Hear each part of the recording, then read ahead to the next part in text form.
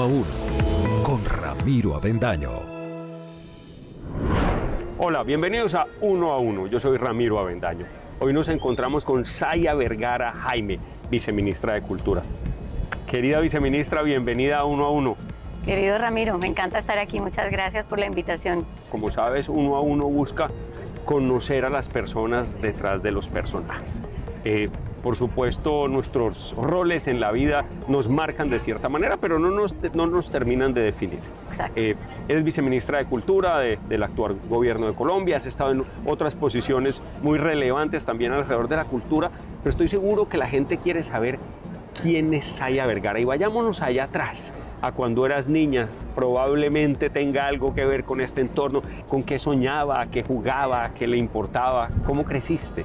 Bueno, pues yo era una niña muy sensible, hija de una persona que era director en ese momento del control bancario del Banco de la República. Tenía una doble vida porque de día ejercía ese rol y en las noches pues estaba explorando, digamos, yo creo que es un mundo distinto al que había crecido, que era como una burbuja, ¿no? Y entonces empezó a vincularse con movimientos estudiantiles, políticos, y terminó en grupos guerrilleros como el M-19. Ese era el lado de mi papá. Y el lado de mi mamá, ella era guía del Museo del Oro, era una mujer que provenía de una familia boyacense muy tradicional, conservadora, una mujer que soñaba con aprender, y cuando conoció a mi papá dijo, este va a ser el maestro que me va a enseñar todo lo que quiero saber. Entonces yo siento que cuando niña heredé un poquito de los dos mundos, ¿no? De ese hombre que era mi padre, visionario, y de una mujer también que quería desarrollar todo su potencial como mujer en medio de una sociedad que no se lo permitía, quizá. Tus padres de una gran influencia como intelectuales, eran gente que pensaba, que leía, que estudiaba, que quería saber cosas, y tú creciste en ese entorno. Exactamente, era gente también muy sensible con lo social, ¿no? Siempre a mis padres les preocupó no poder, digamos, ser suficientemente buenos para aportarle a la sociedad, ¿no? Les preocupó no solamente pensar en sus intereses propios, sino también en un país que en aquel momento estaba plagado de desigualdades. No quiere decir que haya cambiado mucho, pero bueno, creo que la clase media se ha podido expandir un poco. ¿Y eso fue aquí en Cartagena? Bueno, iniciamos en Bogotá y luego vinimos a Cartagena a vivir con mis abuelos. Mi abuelo era en ese momento senador de la República, había sido gobernador de Bolívar, y mi abuela, pues una mujer maravillosa que crió 6 hijos a su lado. Entonces vinimos acá. Pero tu padre entonces, su padre era pues parte de la élite política del país, o sea, él había crecido en ese entorno. Así es, así es. Y pues no le hemos contado a la gente pues de Rafa Vergara, Rafael Vergara, o Rafa, como la gente lo recuerda, es sobre todo uno de los primeros ambientalistas de Colombia. Digamos que esta lucha por la justicia, por el entorno, etcétera, al menos desde el punto de vista de la imagen que nos creamos quienes lo vimos a través de los años, estuvo muy ligada al cuidado del medio ambiente. Así es, él desde muy joven armó, junto con una serie de compañeros y compañeras, un colectivo, y hacían cine, e hicieron la primera película ambiental en Colombia que se llamó Cementerio Largo, que era sobre la contaminación de una multinacional al río Cauca, y cómo se estaban enriqueciendo unos y empobreciendo otros, y afectando el río y pues el medio ambiente. Entonces esa película circuló por todos los cines del país, y sí, él era un visionario, o sea, porque estamos hablando de hace 40 años, más 45 años, y eso pues era algo extrañísimo hablar de medio ambiente, ¿no? Entonces sí. Bueno, entonces tus primeros años en Bogotá, luego vienes aquí. A Cartagena, porque claro, estábamos en peligro, ¿no? Estábamos, ya mi papá se había ido al exilio a México, y pues tú sabes que las y los niños pueden ser botín de guerra en medio de un conflicto armado, pero sabíamos que aquí en Cartagena, con mi abuelo y mi abuela, pues estábamos protegidos. Bien. Y después nos vamos a México a reunirnos con mi papá. Bueno, ¿cómo eran tus emociones en ese momento? ¿Entendías lo que estaba pasando? Oye, sí, yo creo que a veces subestimamos a los niños y a las niñas, porque pensamos que, y en ese momento además no nos explicaban nada, era como que la vida iba sucediendo y tú tenías que adaptarte, pero una persona muy cercana, a quien quiero mucho, mi madrina, me dijo que cuando yo era chiquita, que tenía 3 años, 2 años y medio, yo decía, me duele mi tristeza, ¿no? Porque, claro, yo me imagino que el desarraigo, el no tener a mi papá, el o sea, haberme separado de mi mamá, pues era algo que era muy, muy duro. Y entonces, bueno, tenía mucho esa conciencia, por eso te digo que yo siempre he sido muy sensible. Y bueno, lo bonito fue que nos pudimos reunir luego en México otra vez. ¿Y cómo nace la pasión o el gusto por el tema cultural? Yo creo que tiene que ver con esa sensibilidad y pues obviamente bebí de toda la influencia de mi padre, que siempre fue un hombre polifacético. Él escribía poesía, ensayo, declamaba, cantaba, hacía fotografía, cine. Y mi mamá también, ¿no? Ella empezó a estudiar antropología en la Nacional y pues una lectora incansable, es artista plástica, ella pinta. Entonces pues yo crecí en medio de eso y mi familia Vergara además tiene varias artistas, ¿no? Que cocinan, que pintan, que tocan instrumentos y lo mismo en la familia de mi mamá. Todos alrededor de la creación. Mucha influencia, sí. De hecho, uno de mis primos acaba de ganar el segundo puesto como el segundo mejor luthier del mundo. Ah, mira. En un concurso en España. Sí. Primo colombiano. Cartagenero. Mira, qué maravilla. Sí, talentosa es mi familia. Wow, fabuloso, fabuloso. Sí, sí. Bueno, y entonces tienes esa inclinación claramente por lo cultural, un entorno que se presta para eso, unas tristezas, digamos, alrededor de cómo empieza la vida, pero que ayudan a construir esa sensibilidad y que seguramente te ayudan a cuestionarte y que te obligan a preguntarte cosas. ¿Qué pasa luego, digamos, cuando te vas haciendo mujer? Sí, pues mira, qué pregunta tan difícil. Yo siento que cuando se vive en un entorno con tanto estímulo, pero también tienes cambios tan brutales en la infancia, eso te lleva a entender que la vida no es tan fácil como te la plantean en las películas de Disney, ¿no? O en los muñequitos que se ven en televisión a esa edad. Entonces, yo siento que esa reflexión permanente y además escuchar a mis papás, de ver que había gente que sufría mucho, que estaba, digamos, que no tenía que comer a veces, personas que iban exiliadas a México después de ser torturadas, desaparecidas sus familias, todo eso a ti te pone los pies en la tierra muy pronto. Y el arte y la cultura se convierte como en una forma yo creo que como de aplacar ese dolor con el que tú creces, de ver que estás en un mundo tan duro, ¿no? Y además el arte y la cultura te permiten estar en constante reflexión y cuestionamiento de la realidad también. Y es un cuestionamiento que, digamos, te lleva también a crear formas de ver el mundo con belleza. Absolutamente de acuerdo, absolutamente de acuerdo. Vamos a un corte de comerciales y continuamos con Saya Vergara en 1 a 1, viceministra de Cultura. Saya Vergara, Jaime. Continuamos en 1 a 1 con Saya Vergara Jaime, viceministra de Cultura. Saya, bueno, entonces ¿cómo conviertes toda esta sensibilidad cultural y artística? Y cuéntanos un poquito, porque sabemos que eres escritora, has escrito cosas realmente importantes. Cuéntanos un poquito de la carrera, sácanos un poquito, digamos, el esfuerzo, pero también la egoteca de las cosas que has podido lograr y cómo se convierte el sueño de la cultura y el arte en una profesión y en la que hay que reconocerte y celebrar que pues estás en una posición de altísima importancia y de impacto, pero que profesionalmente también es un reconocimiento a una trayectoria. Sí, cuando te dedicas al arte y a la cultura nunca hay nada fácil. Esto es una lucha permanente, entre otras. Lo primero es porque la gente alrededor siempre te dice como, uy, no, ¿cómo se te ocurre dedicarte a eso? Te vas a morir de hambre. Es lo que escuchas permanentemente. Yo estudié historia y luego hice, gracias a una beca... ¿Estudiaste historia como carrera? Historia como carrera. ¿En dónde estudiaste historia? En la Javeriana. Yo hubiese querido estudiar historia. ¿Verdad? Sí. Mucha gente. Es algo muy apasionante. Es que yo siento que todo el mundo debería tener bases en historia y en derecho. En historia para entender de dónde viene, para entender hacia dónde puedes llegar a ir, y derecho pues para moverte en el mundo, ¿no? Es esencial. Pero bueno, entonces estudié historia, luego en una búsqueda, bueno, yo empecé a escribir a los 15 años porque tuve una profesora preciosa, May Posé, en el colegio, en el Montessori de Cartagena. Ella nos enseñó escritura creativa y yo ahí conecté con todo y seguí escribiendo. Entonces yo en ese ánimo, en ese deseo de ser escritora, entré a hacer una maestría en la Javeriana en literatura, pero era mucha crítica literaria y no era lo que yo quería. Y luego entonces exploré el periodismo, pero tampoco era por ahí, y me gané una beca del BID y me fui, y del gobierno de Japón, y me fui a estudiar a España una especialización en comunicación audiovisual con énfasis en guión, pensando en que de pronto era por el guión, o sea, era buscando los formatos y los géneros, ¿no?, de la escritura. Aprendí muchísimo, pero tampoco era por ahí. Y terminé haciendo un doctorado en creatividad aplicada. Y bueno, ya a esas alturas había escrito 3 tesis, no sé cuántos artículos, tesina, de todo. Entonces, bueno, por lo menos la práctica. ¿De qué escribías? Pues mira, temas muy extraños.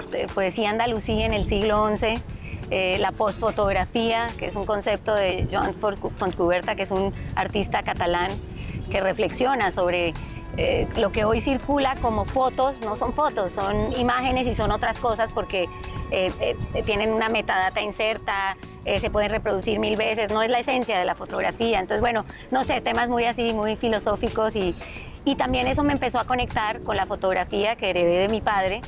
Yo en Cartagena me fascinaba haciendo fotografías, armé unas colecciones de siestas callejeras, no sé, de la vida cotidiana, ¿no? La vida, los vendedores ambulantes, que siempre me han fascinado porque digo yo que son los más formales que existen. Le llaman vendedores informales, pero esa gente está llueva, trueno y relampaguee en sus puestos de trabajo, que además heredan de generación en generación, no tienen prestaciones, servicios, vacaciones, nada, no tienen prestaciones sociales, perdón, y aún así están ahí. Entonces, digamos que entre todo ese universo visual en el que vivía, o el que había heredado, más digamos, el amor por la escritura, pues terminé escribiendo sobre todo, ¿no? y publicando cosas. Saya, me encanta que has hecho el comentario de los vendedores ambulantes. Y hace unos segundos, mientras hablábamos detrás tuyo, pasaba un señor con una nevera, seguramente vendiendo bebidas o helados. Sí. Y pensé en eso es cultura. Claro. Es decir, Claro. mientras hablamos, aquí en el Baluarte de Cartagena está pasando gente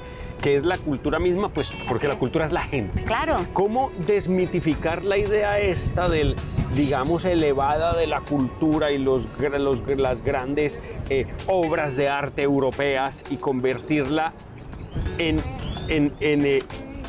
arraigo, en apropiación? ¿Cómo hacemos para que entendamos que la cultura es lo que somos y que eso también es camino a la paz?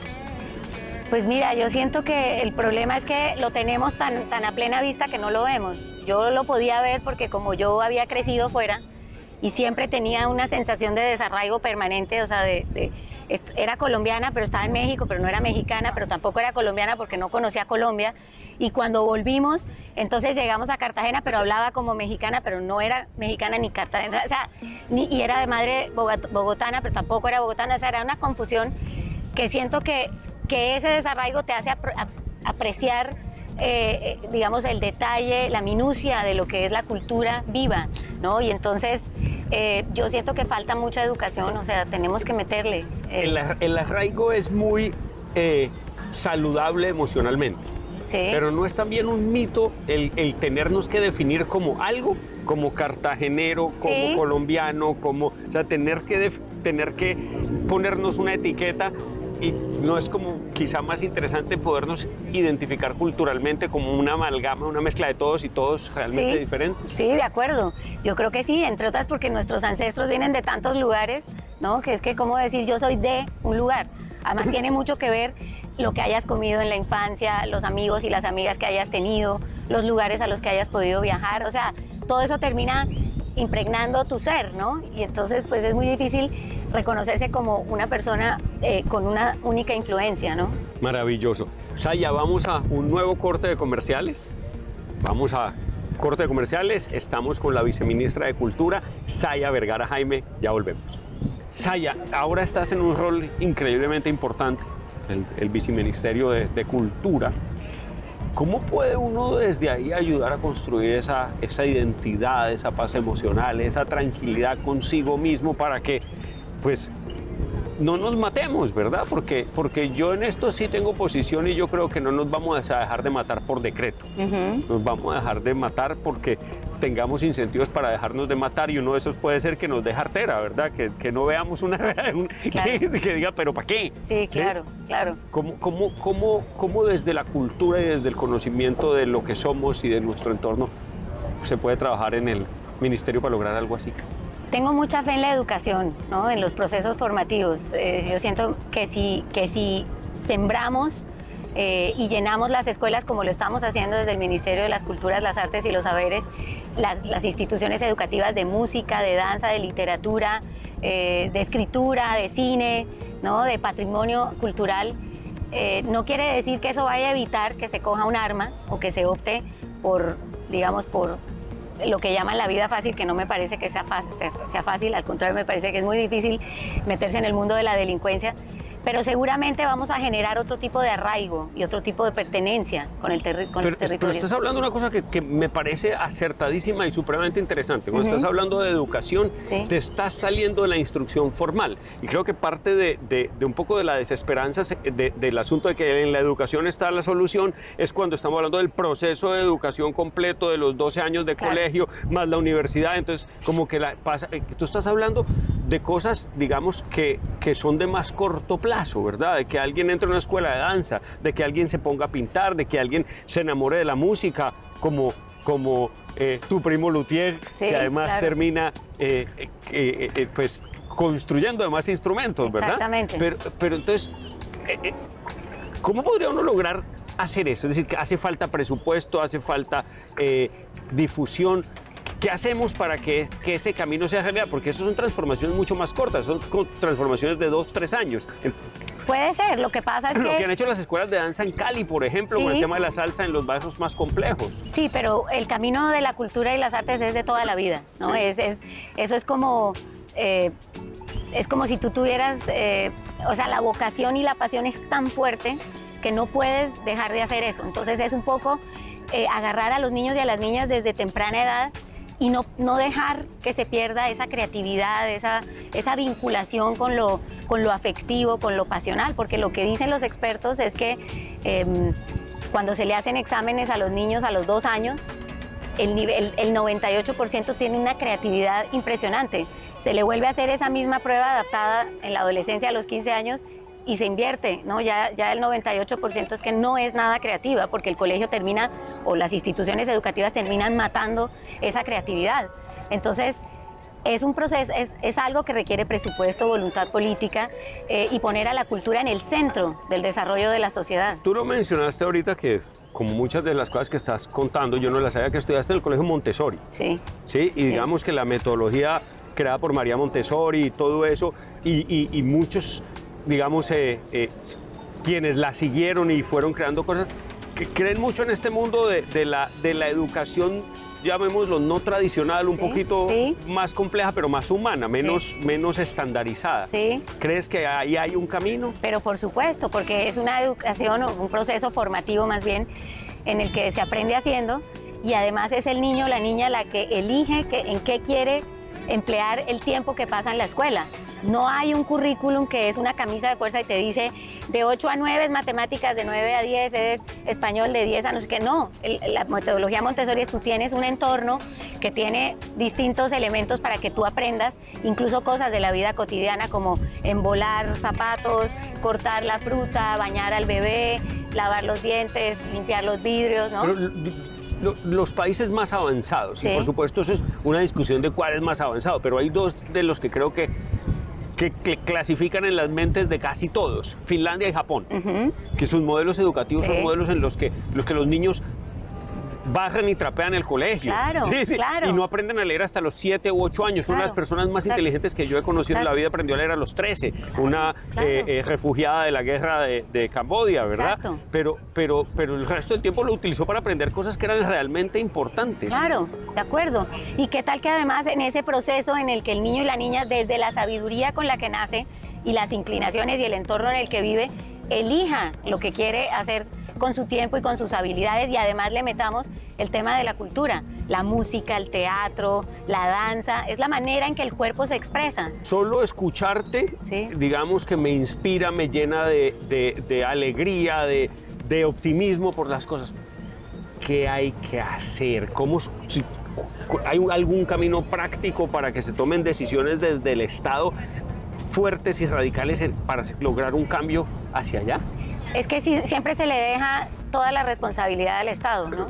Entonces es muy difícil porque es un Estado que está en construcción, es una democracia débil, realmente es una democracia pues con toda su, digamos, además un país en guerra, que viene hace 100 años matándose unos a otros, y se ha venido forjando además con corrupción, con todas las dificultades del mundo, y entonces dejarle la solución a que es que el Estado tiene que hacer, no, yo siento que un poco aprovechar los escenarios y los ejemplos de las madres comunitarias, de las juntas de acción comunal, de las personas que trabajamos en cultura, que tú haces las cosas por vocación y tú intentas entonces montar una biblioteca en el barrio, como me pasó ayer en una rendición de cuentas, que estaba una mujer, agarró y se inventó una esquina lectora, y entonces la Junta de Acción Comunal le apoyó y luego consiguió que Ecopetrol le apoyara para crecer en el espacio, y entonces traía a los peladitos para que tuvieran unos entornos más agradables, de una vinculación con la lectura y no sé, su horizonte se ampliara.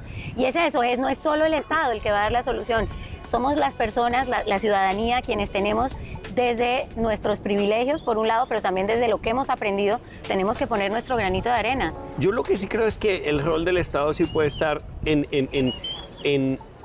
crear los incentivos para que, digamos, se vaya más fácil hacia allá. También. Sé que la solución es increíblemente compleja. Sé que lo tenemos que construir entre todos, pero bueno, es un tema que no puede salirse de la discusión. La creación de estos espacios públicos, por ejemplo, que son lugares de democracia. Exacto. Saya, cuéntanos, yo quiero un consejo para las niñas que te están viendo. Que están viendo una mujer fuerte, que están viendo una mujer que ha hecho un trabajo grande, que están viendo una mujer convencida de cosas. ¿Qué consejo le darías tú a una niña de 13, 14 años que está en ese proceso de crecimiento y pensando en qué se tiene que dedicar a hacer? ¿Cómo inspirarlas y ayudarlas a vivir una vida plena? Qué bonito. Quisiera, un consejo es muy difícil porque...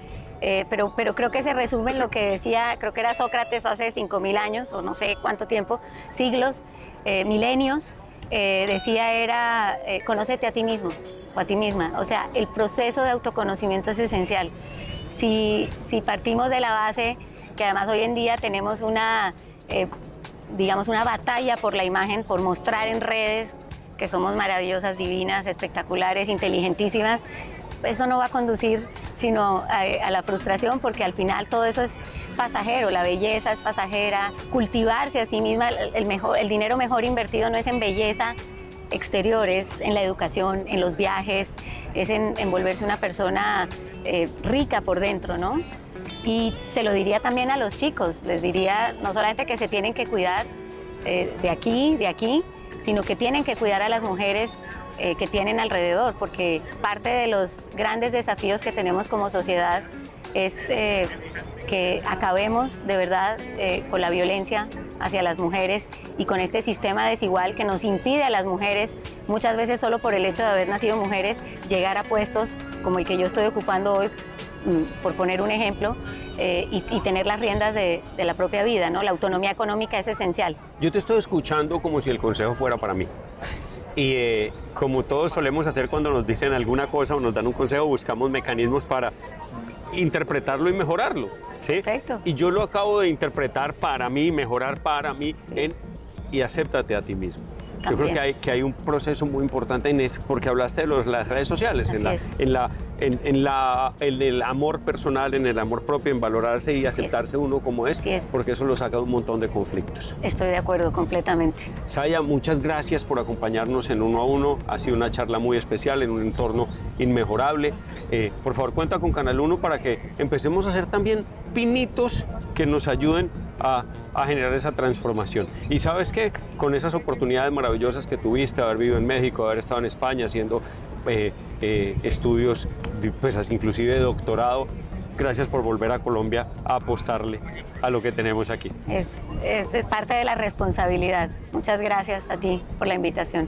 Estuvimos en Uno a Uno hoy con Saya Vergara Jaime, viceministra de Cultura. Yo soy Ramiro Avendaño y nos vemos dentro de 8 días en el Canal 1. Uno a Uno con Ramiro Avendaño.